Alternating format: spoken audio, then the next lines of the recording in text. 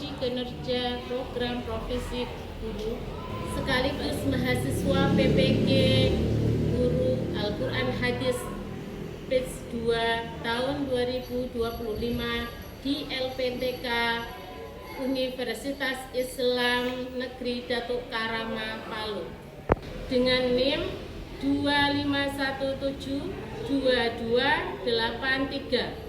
Pada hari ini, Kamis tanggal 9 Oktober 2025, saya akan melaksanakan praktek pembelajaran dalam rangka uji kinerja di kelas 8. Sekian dan terima kasih. Wassalamualaikum warahmatullahi wabarakatuh. Selamat menonton.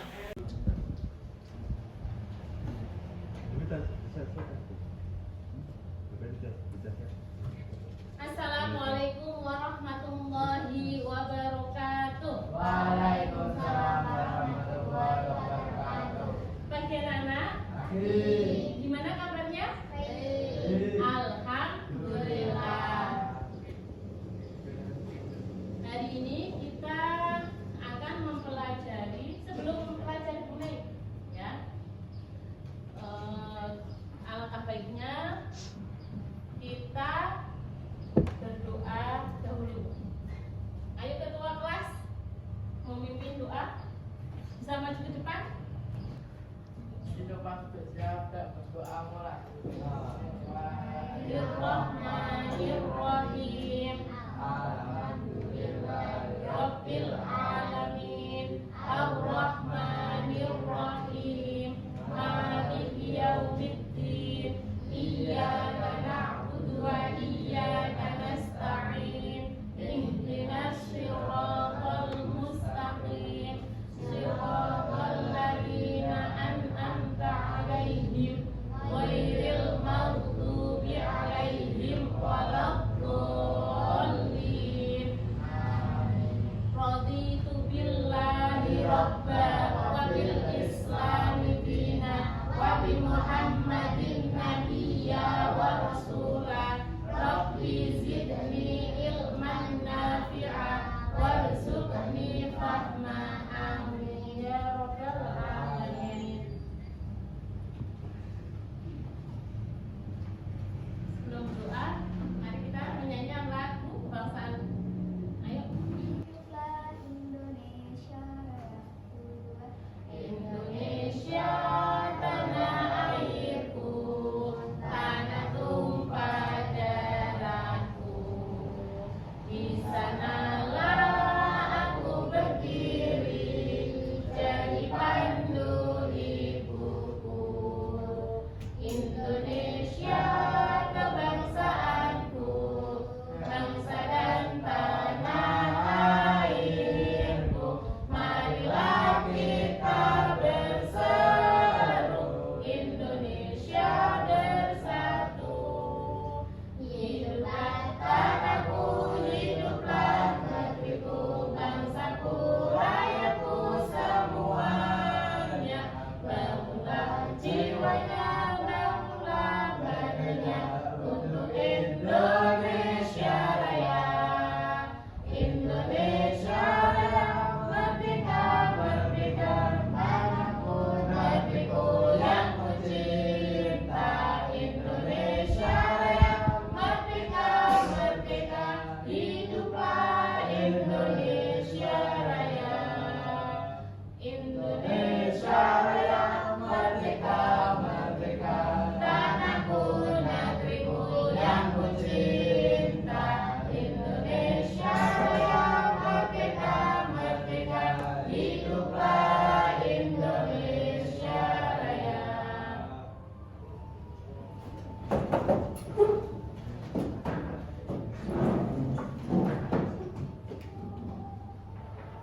Sebelum pelajaran kita mulai, Ibu absen dulu ya.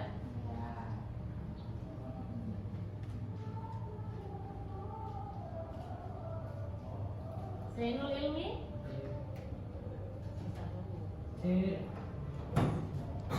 Nur Rahman, Rohat, Lutfi, Rosi? Fatma? Di luar? Jan? Pertemuan pada pagi hari ini kita akan membahas tentang analisis keotentikan hadis ya. Analisis keotentikan hadis. Analisis keotentikan hadis. Keotentikan suatu hadis ya. Agar kita dapat mengamalkan ajaran Nabi Muhammad SAW dengan baik ya. Jika kita mengamalkan hadis yang palsu, maka ibadah atau perbuatan kita bisa jadi tidak sesuai dengan tuntunan beliau. Untuk menghindari kesalahan dalam beribadah dan bermuamalah, kesalahan ini bisa fatal. Misalnya, jika ada suatu hadis yang palsu yang tidak bilang boleh sholat, ya, tidak boleh apa? Ada yang bilang boleh sholat 2 rakaat di pagi hari seperti sholat subuh, padahal itu tidak ada. Nah, ini maksudnya hadis apa? Palsu. Hadis palsu ya. Berarti tidak ada sholat 2 rakaat sesudah sholat subuh. Adanya berarti pas kayak sholat duha itu mulai jam berapa? Jam 6 bisa ya. Terus untuk melindungi agama Islam dari kemasan dan penyelewengan orang ya.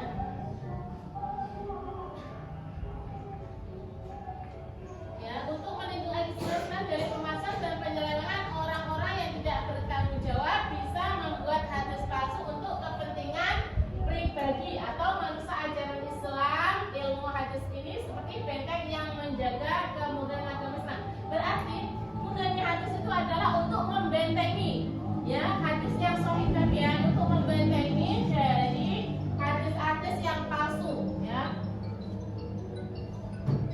Lihat bagaimana hadis dianggap sahih atau otentik ya. Ini yang akan kita bahas pada materi kali ini ya.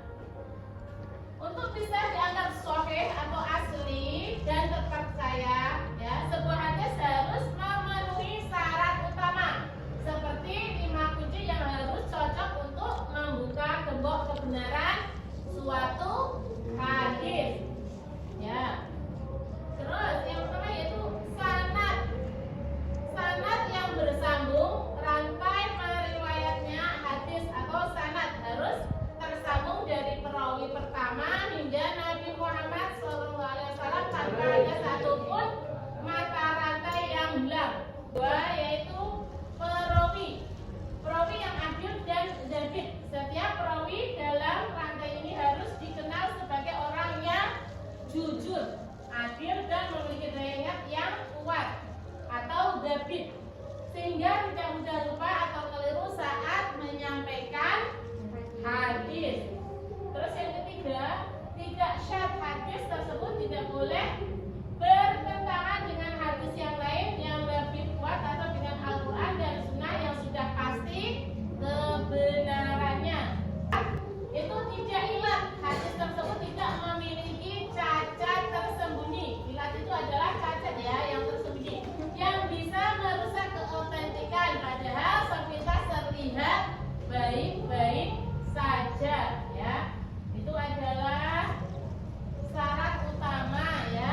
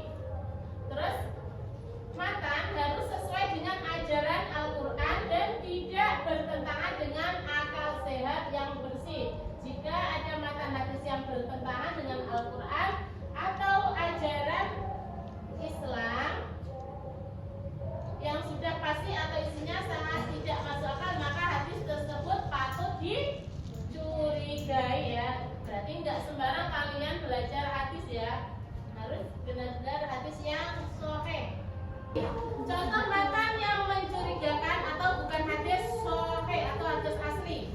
Contohnya, barang siapa memakai jubah merah di hari Rabu, ya. Barang siapa memakai jubah merah di hari Rabu, maka ia akan masuk surga tanpa dihisab. Matan ini mencurigakan karena tidak ada hubungannya antara warna jubah dan hari tertentu dan masuk surga. Nah, ini contoh matan ini bertentangan dengan prinsip Islam yang lebih menekankan amal ibadah dan apa? Akhlak. Apa aja? Karena warna jubah terus seseorang itu bisa langsung masuk surga tanpa dihisab. Apa bisa?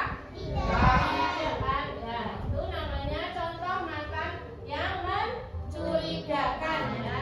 Tidak semudah itu masuk surga cuma karena pakai warna merah.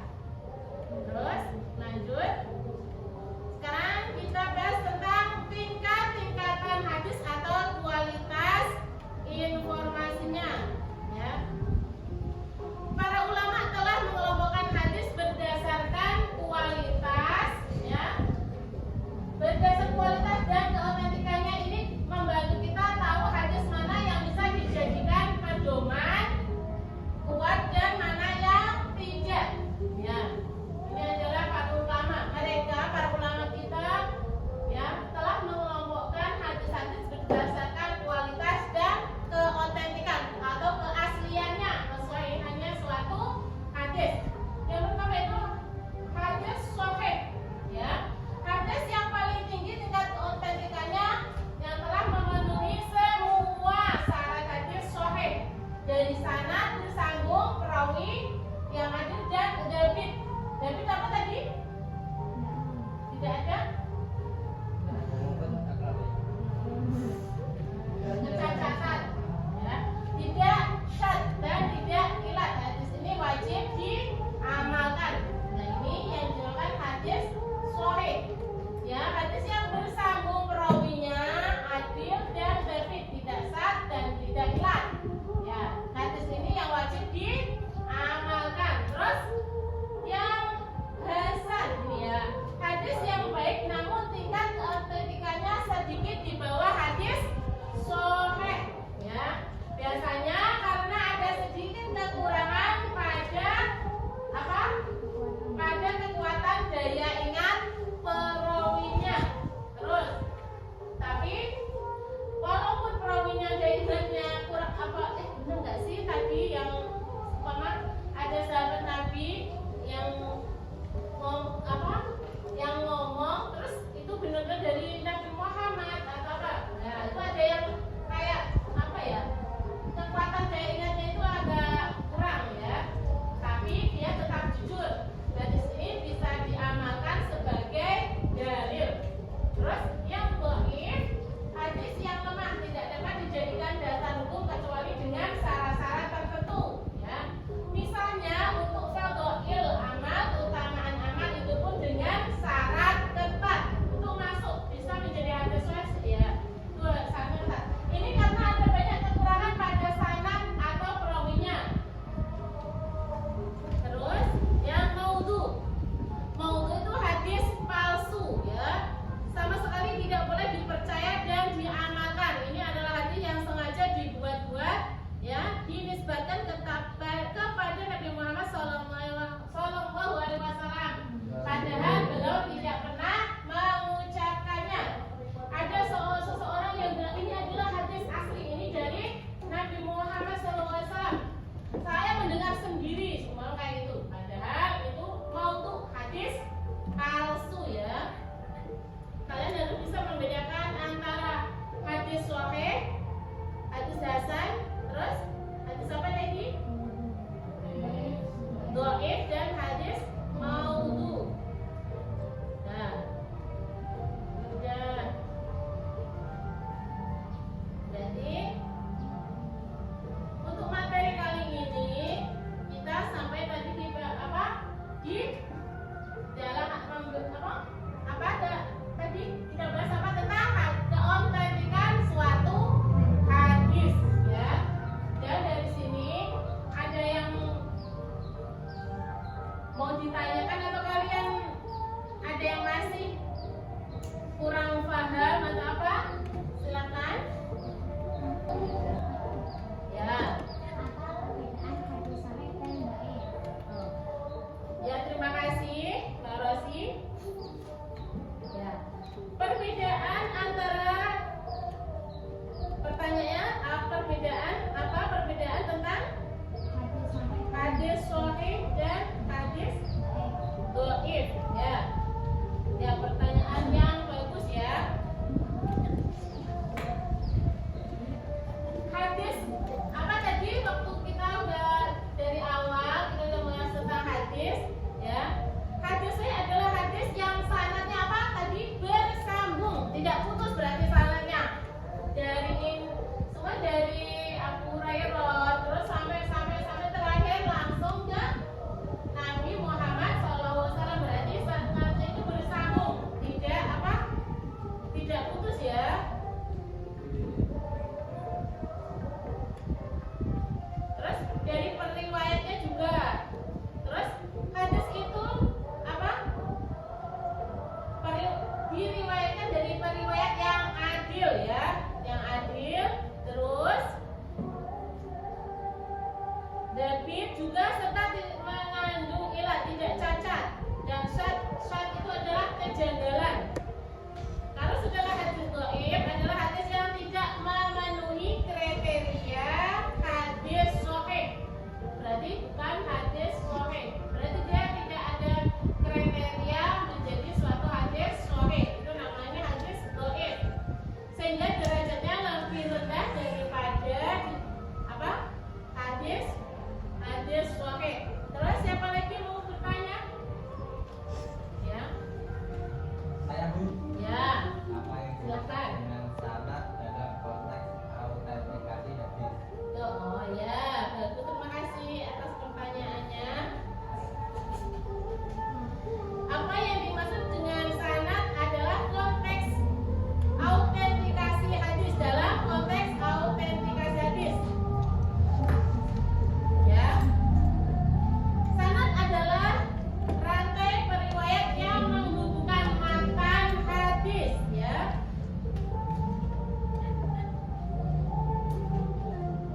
Sanad adalah rantai periwayat yang menghubungkan matan hadis kepada Nabi Muhammad SAW.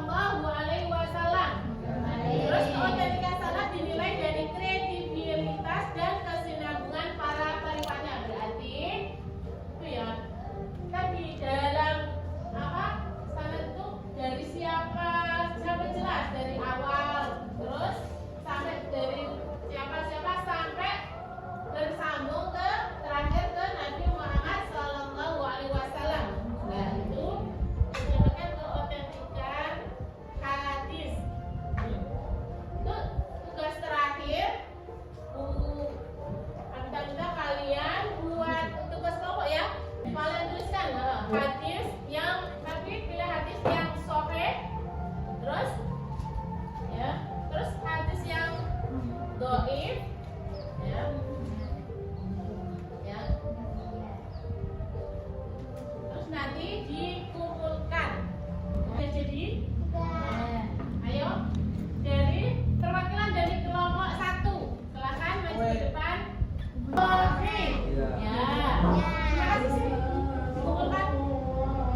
Terus ayo kelompok 2. Sang Zarokul di pulau Sabatin di Lampung. Barang siapa yang menjirai orang tuanya dan hari Jumat maka ia berjasa. Ini tentang hadis dhaif ya. Man zara qabru abawaihi kulla jum'atin ghufirallah. Barang siapa yang menziarahi kubur orang tuanya setiap hari Jumat, maka ia akan diampuni dosanya. Ya, ini contoh hadis dhaif. Ayo. Kelompok 3.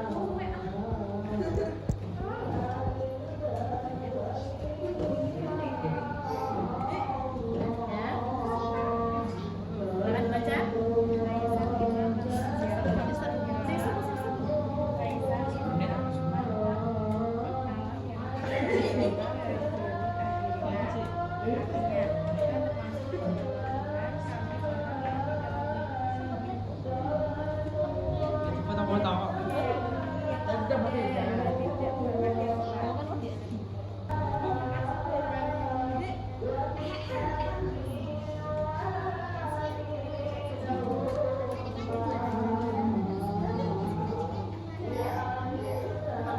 Ini sekalian dengan ini tugas ini berarti kalian udah tahu, udah bisa membedakan antara hadis sahih dan hadis dhaif ya. Terima kasih untuk pelajaran kita hari ini ya. Kita cukupkan sampai di sini. Berarti kita lanjut minggu depan ya. Kita lanjut minggu depan untuk membahas hadis yang lain. Terus sekarang sebelum pelajaran kita akhiri ya, terima kasih atas tugas-tugasnya. Sebelum kita akhiri kita baca hamdalah. Alhamdulillahirabbil alamin.